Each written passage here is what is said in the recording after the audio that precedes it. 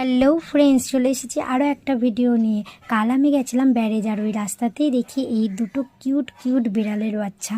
তো ভীষণ দৌড়াচ্ছিল, আমি যত দৌড়াচ্ছি ওরাও তত আমার পেছন পেছন দৌড়াচ্ছে। আর এত ভালো লাগছিল, সেই জন্য ওখান থেকেই মাকে ফোন করি যে মা নিয়ে যাবো। মা তোমাকে ভীষণ বকলো, বললো যে না, এগুলো খুব মায়ের জিনিস। আসলে আমাদের ঘরে একটা ছিল বিড়াল, তো সে চলে যাওয়ার পর থেকে আর মা বলে কি যে না, আর পুষবো না। তো ওকে আমরা পুষিনি। তো ও এসেছিল, তো ওকে খেতে দিতাম আর করতাম, তো আমাদের ঘরের মধ্যেই থাকতো সব সময় দেয়। তো ও চলে যাওয়ার পর থেকে তারপর থেকে তো আর মা বলে যে না, পুষতে হবে না বিড়াল, বিটু মিটু তো আছেই। মানে এরা তো খুব মায়ের জিনিস, খুব খারাপও লাগে কিছু যদি হয়ে যায়। তাই বলে যে মা বলে যে না, দরকার নেই ছাড়। কিন্তু আমার ভীষণ ভালো লাগছিলো এদেরকে দেখে, এরা এত অ্যাক্টিভ, দৌড়ে বেড়াচ্ছিল একদম ছোট ছোট পুচ্ছু পুচ্ছু।